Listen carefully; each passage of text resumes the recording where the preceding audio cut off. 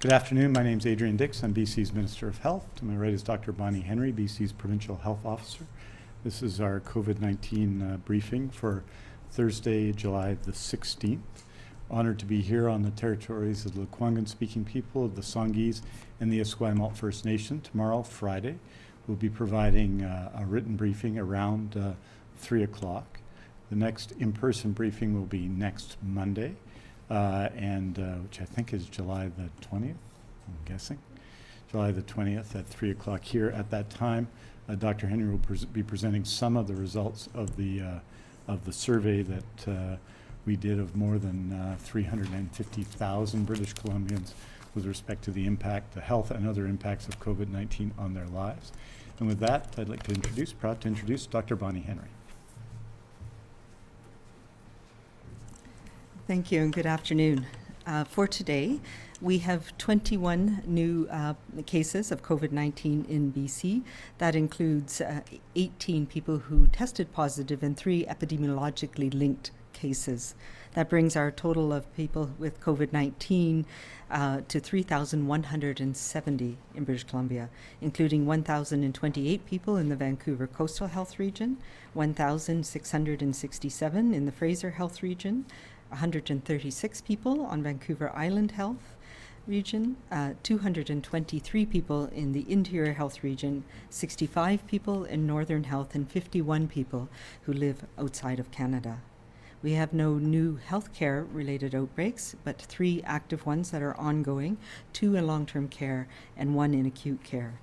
We are now up to 655 people in long-term care, assisted living, or acute care who've had COVID-19, including 400 residents and 255 staff. We have no new active community outbreaks other than the ones that we've reported on this week.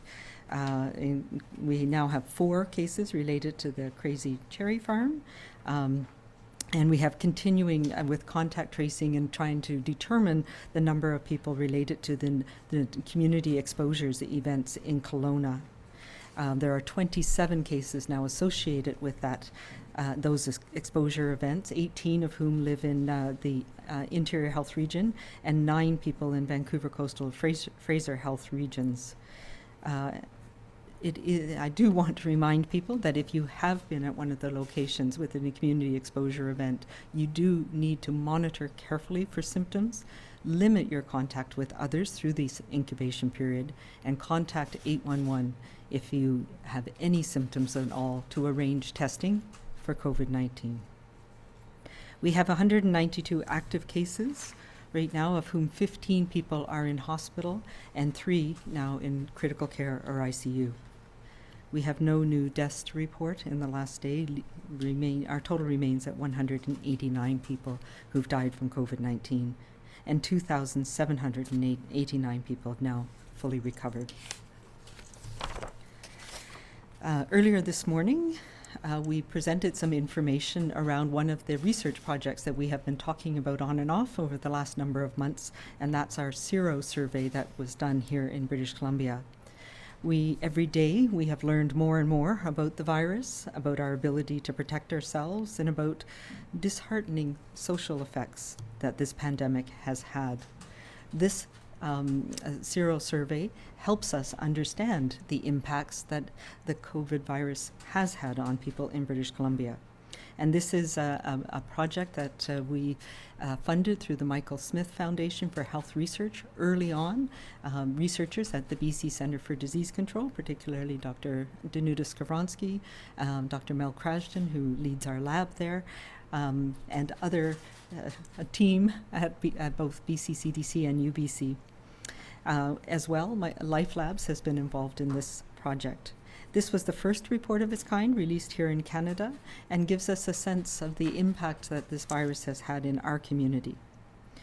The important part of the report shows that we have been very effective of flattening our curve here in British Columbia.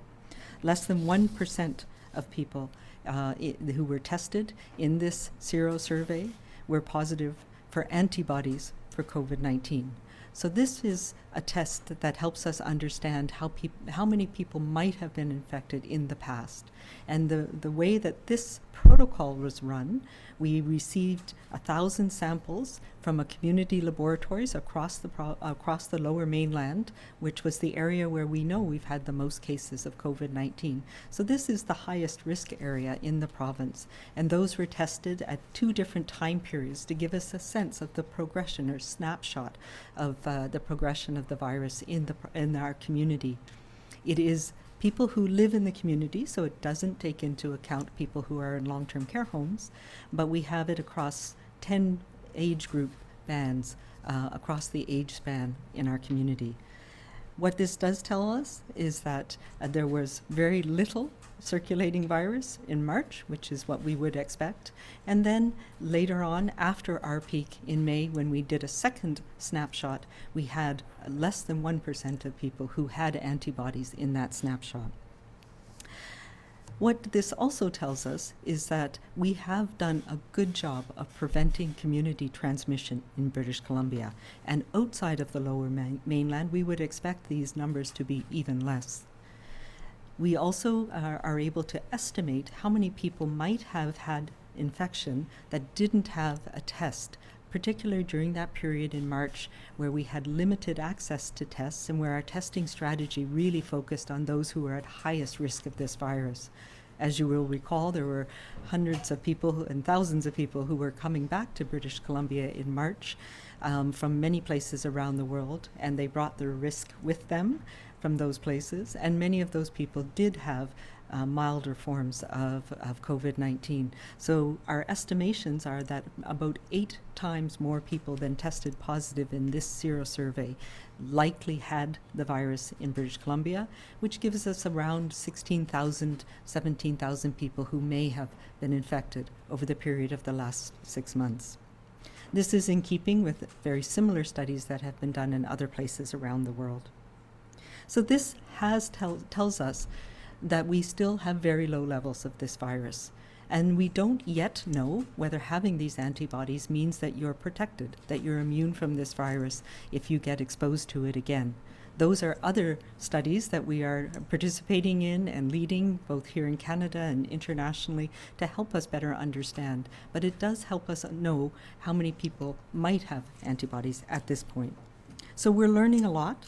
There's much, much more for us to continue to understand. And the thing that we need to remember is that most of us do not have antibodies to this virus. We have not been infected, and we need to keep doing the things that we're doing to minimize the effects of this virus in our communities. I also want to just mention that the media have done a fantastic job, I believe, of helping us ensure British Columbians, people in BC, have the best information that they need to understand how to best protect ourselves, our families, and our communities from COVID-19. If you have questions about COVID-19 and are looking for guidance, go to the BC CDC website. There is a lot of information there, and it is your first point of contact, your source of truth for the information that we have around what you can do here in BC. The latest information is available, and all of our numbers, the dashboard that's available on that website every day. For non-medical information, 7 days a week, you can call 1-888-COVID-19. And of course, for health questions, there's always 811. So as we know, we have been able to flatten our curve and restart much of our economy, see our friends again, and we're now in that balancing of opening up our society, opening up our economy. But not everybody is weathering this storm well. Today, the BC Coroner Service released their illicit drug report for June. And as was the case in the previous month, we have had a tragic record number of people who have died from the toxic drug supply that we are facing here in British Columbia. 175 of our brothers and sisters, our family, our friends, our community members died in the month of June. This is a tragedy for all of us, especially for the families and the friends and the communities of these people. And this ongoing crisis reminds us that we need to put as much time and effort and kindness and compassion into caring for people who use drugs as we do as we have been successful in doing in responding to the COVID-19 crises. As we know, these are mostly young men. About 80% of people who died were men between the ages of 19 and 49. 2/3 of people died in their own home. And we know from the conversations we've had with family, with friends, that most of their family and friends did not know that they were using drugs, and many of them died alone. We need to reach out to our family and friends. We know that the pandemic has meant that we have less access to some of the important things that were making a difference in saving lives from the toxic drug supply that we've had. We know that overdose prevention sites have been less accessible, that those supports that people have had in the community have been less accessible, and those things that we have had to help keep us safe have not always been there. We need people to reach out. Reach out to your family, reach out to your friends, reach out to your colleagues, the people you work with. Make sure they know it's okay to talk about this with you. If you need help knowing how to have those hard conversations, you can go to things like Stop Overdose BC. There's information there that we can share with each other about how to have those conversations to support people who know that right now are at great risk. So get the training you need. We also need to make sure that we are supporting our communities by getting access to pharmaceutical alternatives to the toxic street drug supply. The coroner's report shows us once again that the toxicity of the drugs on our streets right now is through the roof. We are seeing very high levels of fentanyl and carfentanil and other contaminants, not only in the opioids on our street, but also in stimulants and methamphetamine and other drugs. Nobody is safe right now. We need people, we need clinicians to take the training we need to support people who use drugs to access pharmaceutical alternatives. We need to think about the evidence-based system of care. We need to be able to connect with people and bring them in to those services that are still available for them. We know that safer supply, hydromorphone, diacetylmorphine, is not what is killing people in our streets right now and in their homes right now. It is the toxic street drug supply. I also know that there is many complexities to what has gone into the overdose crises, and we were doing okay addressing many of those. One of them, which I will still call for, and which recently the Chiefs of Police of Canada have called for as well, is reducing the stigma for people who are at home who are using drugs. And that is by decriminalizing people who use drugs, who have possession small amounts for their own use. And I am calling again on the federal government to take this to heart, to take the advice of the Chiefs of Police, who know that this is an important step that we can move forward on together, and there's no more important time for us to do that than now, when we are seeing this not only here in BC but across the country. We have also put out how we can do that here in BC, and I am continuing to push for that as well. Finally, I think it's very important for us to be kind to people who use drugs, to escape the pain that they live with, and to make sure that we are doing everything that we can to connect, because we know that connection is what helps people get on their own personal journey of recovery. For those who are using drugs right now, don't use alone. Buddy up. Use the app. Have naloxone available. Call 911 if you're with somebody who's overdosing. Have your drugs checked. This is a very dangerous time for people who use drugs, and we need to be here to support you. There are still harm reduction services available. We know that we can support you, but you need to reach out as well. And we need to not assume that our friends are okay. We need to reach out and have those conversations.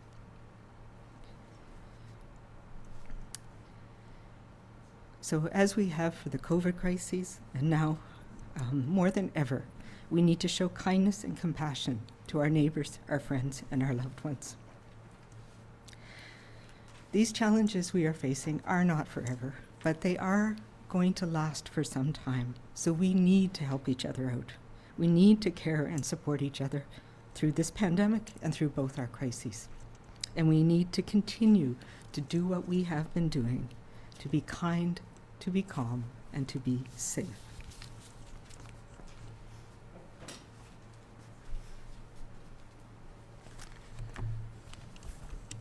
Thank you very much, Dr. Henry. And I want to start by saying that today, and in the COVID-19 pandemic, we report no deaths across British Columbia. And in terms of the COVID-19 pandemic, that's a very positive thing, although 189 people have passed away from COVID-19, and we know its impacts on our population in so many different ways. And we have to acknowledge on a day when we had 21 more cases, and we have 15 more people in the hospital with COVID-19, that the fact that we're thinking about today most, and I'm going to be reporting later on lots of facts, is the 175 people who lost their lives in the overdoses in the month of June. That's 4 more than the 171 who lost their lives in May. And I know that my colleague, the Minister for Mental Health and Addictions, Judy Darcy, has made a statement and has spoken about this question, but we know and we reach out to all of the families involved, all of the friends involved, the communities involved. We know that the overdose crisis affects people in every corner of BC, in every community in BC, from Cowichan to Vancouver, from Prince George to Burns Lake to Fort St. John to Cranbrook. We know it affects everyone.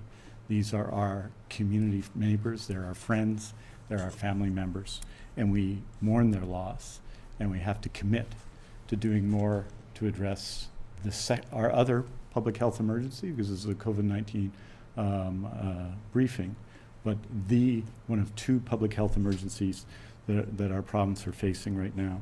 I note that the actions that have been taken are significant, that they saw a reduction in 38% in overdose deaths prior to the COVID-19 pandemic.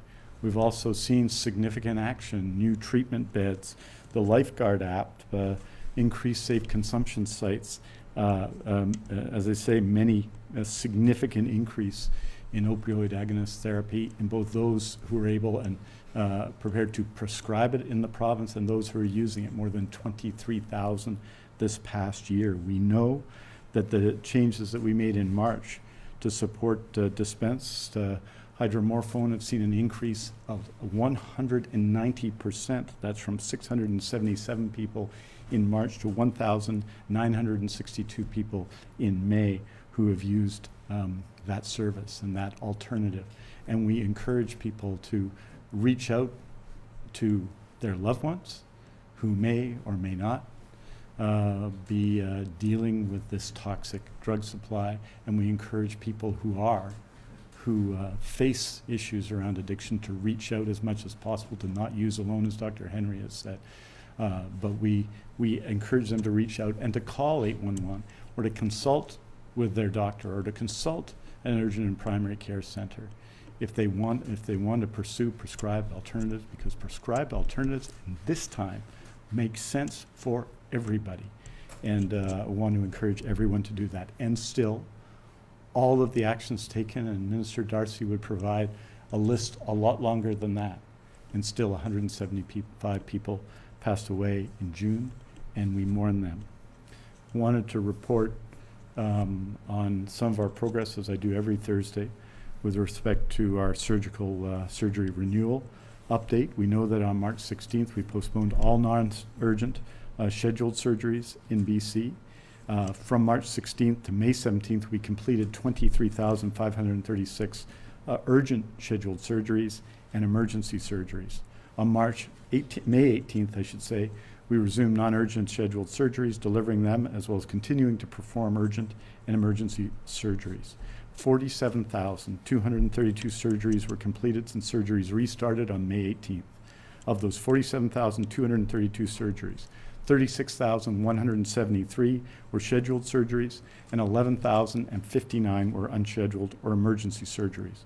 By health authorities, that's 8,752 in Interior Health, 13,407 in Fraser Health, 10,698 in Vancouver Coastal Health, 9,885 in Vancouver Island Health, 2,566 in Northern Health, and 1,924 in the Provincial Health Services Authority. Last week, which was the week that involved Canada Day, we performed 5,370 surgeries. As you know, we had reported 5,259 completions last week, but the health authorities have restated the previous week's volumes, which led to an additional 111 completions being reported between June 29th and July 5th. Last year, in the same period, 5,300 completions were done during the week that included July 1st, so 70 more were done in the context of this pandemic than had been done in the same week the previous year in 2019. This week we are reporting 6,322 surgeries were completed. This is 952 surgeries higher than last week, but last week, you'll remember, included Canada Day. As of this week, we've now contacted 62,744 patients to discuss rescheduling their surgeries. That's an increase of 3,298 from July 5th. You will note that approximately 1,500 of those patients have, for the moment, declined for what we describe as a COVID-19 related reason, which is a relatively small percentage of the number of the people we've contacted. And we have taken 4,374 people off the waiting list as we are in the process, of course, through these contexts of cleaning up that list. I want to also provide you with an update on visits to long-term care. As you know, on June 30th, we announced the easing of restrictions for visitors at long-term care facilities and seniors assisted living facilities in BC. We recognize the hardship of being apart from our loved ones for the many long weeks that from March when visits were restricted to this point. The extraordinary importance of visits in long-term care is understood by everybody, what they mean for residents, what they mean for families, what they mean for the facilities themselves and those that work there. It's not just about extending life, it's about living life. Each health authority has been working actively on their plans to safely allow visitors at long-term care and assisted living facilities in their health authorities. I'm pleased to report that this week there are currently 318 facilities with safety plans in place. That's an increase of 257 from last week's 61. This is as of yesterday morning, and the number, as I understand it, has increased very significantly since then. I will report next week on our ongoing progress. Our ongoing social, surgical, and economic renewal depends on each of us following the rules and using the skills that Dr. Henry and our public health officials across BC have taught us. No matter where our BC renewal finds us, whether back at work, getting ready for surgery, visiting with a loved one in a long-term care home, traveling BC, or reconnecting with friends and families, it's our disciplined and dedicated practice of these skills that has brought us to this point, and has helped us to stop the spread. To avoid a resurgence, we must continue to use the skills we've been taught. To make our social and economic renewal last, each of us must act to prevent a resurgence. To make sure patients get the surgeries they need, each of us must act to stop the spread. To make sure that we're able to visit our family and our friends in long-term care, each of us has responsibility every day to stop the spread.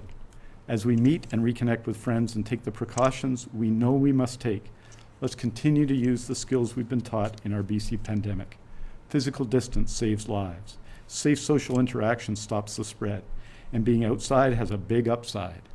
This weekend and in the weeks and months ahead, our future remains ours to shape.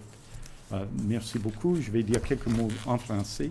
Aujourd'hui, nous annonçons 21 nouveaux cas qui ont testé positifs pour COVID-19 en Colombie-Britannique pour un total de 3 170 cas dans la province.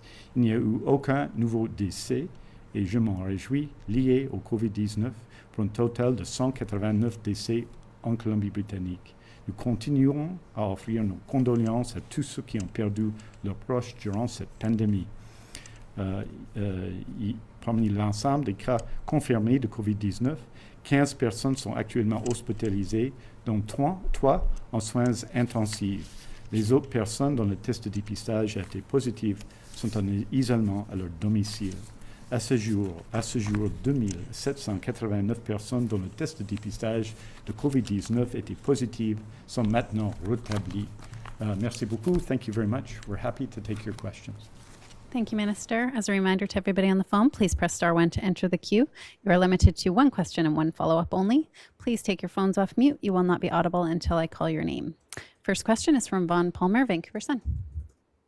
Good day, Dr. Henry. I wonder if I might ask you to go back over something you said this morning so I can fully understand it. And that is, you were talking about the many calls you've had for expanded testing, of just routine testing. And you said that in light of what we learned, as I understand it, you said in light of what we learned from this first serology testing, that to just do more testing, more expanded testing, would be a waste of resources. It really wouldn't help us understand anything. Am I understanding what you said, or could you clarify, please? Sure, and yes, we're talking about serology testing, so different from testing for people who might have the disease now, where we do what we call NAT testing, or the nasal pharyngeal test that looks for the virus. So the serology test, which looks for antibodies, and it gives us a sense of how many people have been infected in the past, because it takes 4 to 6 weeks to develop these antibodies. So it's not any good at telling us who's sick now with the disease. So in that context, yes, we have been waiting on some of the information from studies like this one that we did, this Sero survey, to help us understand how much disease there has been in the community over the past since January, really. So what it tells us is that it's not going to be helpful for us to randomly do more serology testing just of anybody. What we need to do is have a better understanding of how we can target serology testing to understand who has been most impacted by this virus over the last few months. So what we are going to do is looking at our survey that we did, the Your Story, Our Future survey, and I'll talk more about some of the details from that on Monday. One of the questions we asked in that survey is, would you be willing to be part of a serology study? So we will be looking at how to best understand the impacts. So this is when we can target serology testing at different occupations, people who are healthcare workers, people who have been working during the shutdowns that we had over the last few months, to see if it's higher in those populations than it is in what we've done, which is looking at the general population. We'll also be looking at whether we should be oversampling people from different racial groups or ethnic groups or socioeconomic groups or different geographic groups. And the survey is going to help us understand that. So the next step of that survey will be some targeted serology testing to help us better understand who's been most impacted by the virus. Do you have a follow-up, Vaughn? Yes, please. The other thing that I wanted to try again, just to make sure I understand it, there's been talk all the way through about possibility of British Columbia reaching, or a society reaching, a threshold of community immunity. I believe you said this morning that these numbers, this survey is enough to tell us that we're still a long way from that we are not going to be able to depend on that to see us through the pandemic. Is that also a correct reading of what we've seen from this data? Yes, absolutely. So at 1% of the population at most being infected, and recognize that this was done in the Lower Mainland where we had most community transmission. So it's probably even slightly less in other parts of the province, but some communities have been more affected than others. So what this tells us is there's still a lot of us, most of us out there, who are not immune to this virus. So community immunity is probably, from the modeling studies and what we've been seeing around the world, you probably need to have at least 60% of the population to have immunity before that's going to protect us all. So we are long ways from there. But let me put that in context, because even in places where they had rapid, lots of community transmission, rapid growth, like New York City, like Spain, for example, where they have done similar sero surveys, so serology studies of random samples in the community. In Spain, they just released a report, and it was around 5%. So even though they had that tremendous wave, and they had a lot of transmission and a lot of illness, and tragically a lot of people who died, it's only a very small proportion of the overall community who was sick from the virus. So, and we have similar information from the US. The US Centers for Disease Control did a similar study where with using similar methodology to ours, so different studies use different things, but ours, a similar one to ours, showed that the range in the US was about 1% of the population, similar to us, in some states, up to about 7% in New York. So nobody in the world has reached that point of herd immunity. What we need to get us to that level is an effective vaccine. Next question is from Marcella Bernardo, News 1130. Hi, Dr. Henry and Minister Dix. Just again, we touched on this a bit earlier in the week, but your thoughts now on airlines like Air Canada asking for the 2-week quarantine to be reduced for anyone arriving in Canada from other countries at a time when just yesterday we saw 4 more flights have had people with the virus on them. Yeah, so I absolutely do not think we should be reducing our quarantine. We need to be very cautious. And many other countries in the world are doing the same thing. If we fly to the UK, we are expected to quarantine for 2 weeks. I do think there are places that we could look at, and particularly here in BC, where we know our transmission is low, although it is, still grumbling along, as we know. So, places like New Zealand, places like parts of Europe. Having said that, they are also being very cautious. So I do not see that quarantine period being reduced or stopped in the near future. And we only have to look around us to see the risks that can bring. I do think, I can't wait to go traveling again. I love travel, and I am missing it more than anything. But I do think we need to be rational and reasonable and find ways to do it that are safe. And we have people who have traveled even just within Canada, where we do not have a quarantine period, who have turned up ill. And so the things that we need to have in place are being able to find people quickly. And this goes even when, and I say when very intentionally, when we reach the point where we no longer have to quarantine people. It may not be for a while from some countries, but even then, we need to have a way of contacting people quickly. We've talked about this quite a bit. We have that balance between trying to minimize the spread and doing the contact tracing that we do in public health to find every single person and break those chains of transmission. It's when transmission gets going between groups of people who don't realize it, and they're with larger groups, and those people spread out, that's when we start to see broad community transmission. So one of the challenges we have had forever is getting flight manifests that are usable for us on a day-to-day basis, on a rapid basis here in BC. So when a flight comes in, whatever airline it is, because this is a common problem, we can get access to, we may not identify somebody as being sick until a couple of days later. We get their name, we know where they were, but we get a flight manifest that has a lot of information that is not particularly helpful. So right now it has things like, depending on who booked your ticket, whether it was booked online, it may have a name, it always has a name, but it may be the name of the travel agent or the person who booked your flight, depending on the system that's being used. So what we have been doing across the board here in BC anyway, and other places, is requiring restaurants to keep a contact information, requiring nightclubs to have information so we can contact people if there was an exposure event. So that's what I would like to see. I think it's a very rational ask of our airlines that when somebody checks in, they need to provide a name, a phone number, and an address. An address is really important because that helps us understand where we have to look for those people. And if we can get that, that facilitates us being able to find people quickly and stop those chains of transmission. And that, in turn, makes air travel safer. Do you have a follow-up, Marcella?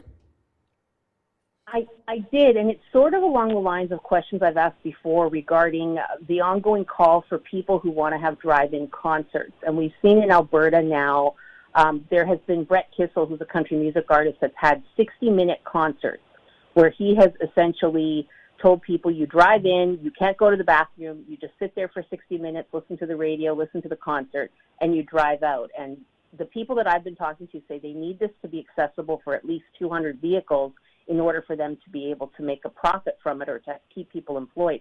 Is that something that you're now considering, even though I know you said the 50-person limit is still standing?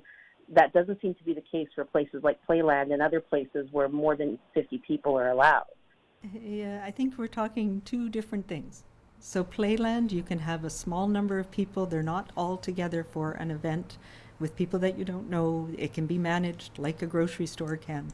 So no, you know what? One of the things that I look at this across the globe, where events happen, what are the conditions, how do things move, and we've had a literature review just recently on this, and we are going to be consistent here in BC. We're sticking with 50.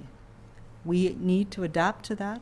It's a balance between numbers of people that we can find quickly and reducing risk and trying to find ways that people can be innovative and keep things going. And there are many of those out there. You know, there are many businesses, there are many other events that have been able to work within that limit. And where they have not worked within that limit and we've had transmission, it's caused great angst. I mean, we have had more than that in certain events that now we're trying to track people, and there's been cases spread across the province and come in from other places. So yes, it's a challenge when people are doing things differently in different jurisdictions, but we are going to be consistent. We're sticking with the numbers that we have here. And really, to be honest, I know this is hard for some businesses, and the last thing I want is for businesses to go under. But this is where government needs to support business as well. And we need to look at how we can find that hybrid to support safety as we move through this pandemic. It is not going to be forever, but it is definitely going to be for this summer and into the fall. And, you know, sick people don't go to concerts and don't go to movies, and we don't want to be going back to that. Next question is from Ahmad Agahi, CTV. Thank you so much. Yeah, we're hearing more and more from transit riders in Metro Vancouver who want it to be mandatory to wear masks on public transit because, of course, it is hard to physically distance sometimes on a crowded bus or SkyTrain. TransLink says that it would look to you for guidance on that. I just want to ask you what your current stance is. I know changes day to day, from what we hear around, other jurisdictions on when someone bans it and someone doesn't. What's BC's current stance and from you? And also, is the inability to enforce such a thing maybe what makes it difficult as well? Yeah, enforcement is a challenge, and we've seen some unfortunate events that have been related to people making it an issue. I absolutely think everybody on transit should be wearing a mask, everybody who can. And the challenge then becomes who determines whether somebody can or can't. And I've been seeing some reports about people having fake cards, and we just do not want to go there.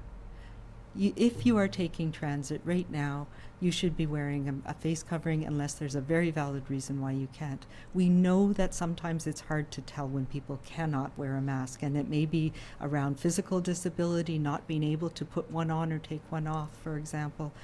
There are very few medical reasons why people can't wear masks, and we do know, and I just want to put this out there as well, since you've given me the opportunity, masks are safe to wear. They do not cause you to become hypoxic. They do not increase your risk of keeping viruses or bacteria or other things in.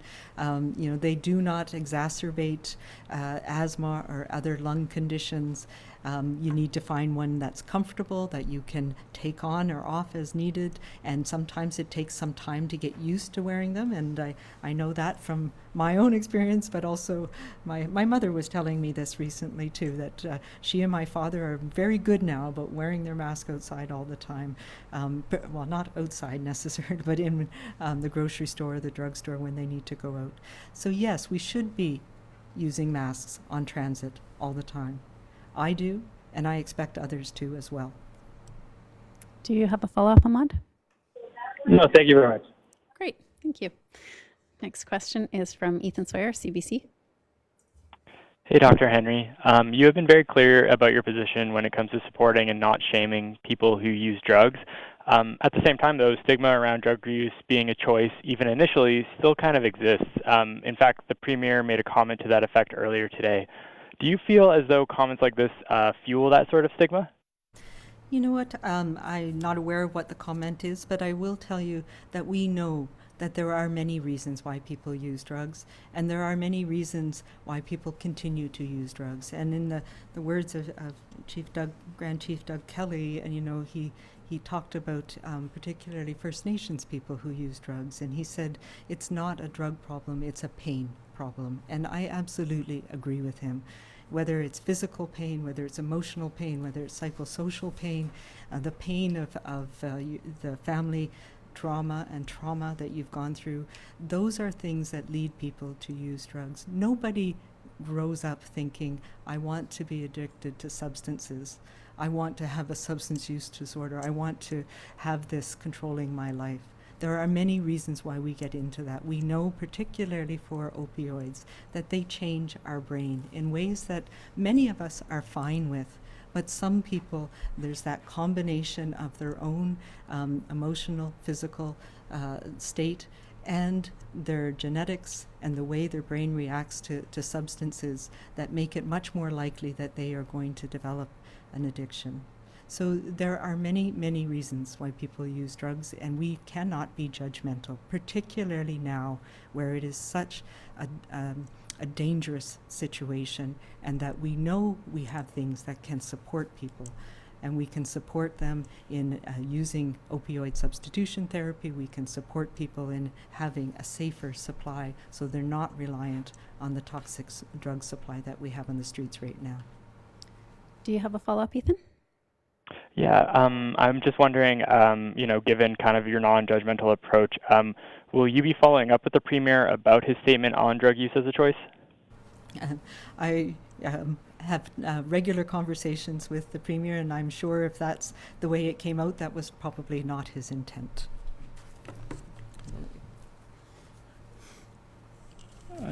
Just to say, Ethan, the Premier has been an advocate. You heard him last week, his support for the recommendation from the Canadian Association of Chiefs of Police. The fact that since March we've taken unprecedented action in terms of prescription alternatives for people facing addiction issues, led by the Premier, added addiction beds. We are treating this as a public health emergency because it is, and no one believes that more strongly than Premier Horgan.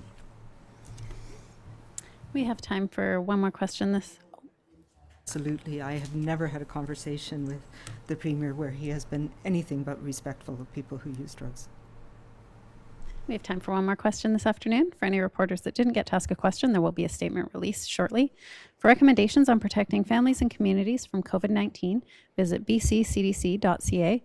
For non-medical questions about the province's COVID-19 response, visit gov.bc.ca/COVID-19. And for a full listing of the provincial health officer's orders, visit gov.bc.ca/PHO guidance. Last question is from Nick Johansson, Castanet. Hi, Dr. Henry.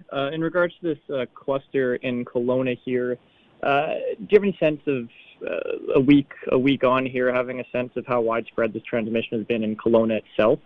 Does this cluster give you any pause about encouraging tourism from other parts of both BC and Canada as a whole? Yeah, so, Interior Health has been very actively following all of the trails, and we now, as we've said, had 27 cases, 18 of whom are people in Kelowna. I believe we're confident that we're finding people and isolating them before they develop symptoms themselves. So that's the way we break those chains of transmission. So I know they're doing a great job up there. It is a lot of work, but it is our day-to-day work in public health, and it is being effective. Do you have a follow-up, Nick? Just going back to my question about encouraging tourism, is this giving any pause about encouraging tourism from across BC and the rest of Canada? We have to find that balance, and what we need to do, and what we've talked about a lot here, is we know the things that protect our communities and allow tourism and allow us to get together with our friends and our families, and that's keeping numbers small, keeping our physical distancing, wearing a mask in those enclosed situations, making sure we don't have large numbers in crowded places, talking closely to people, because those are the risky environments. So we need to ensure that we have those measures in place and that we can have safe meetings and gatherings and get-togethers and parties with small numbers of people this summer. That's all the time we have. Thank you. Thank you.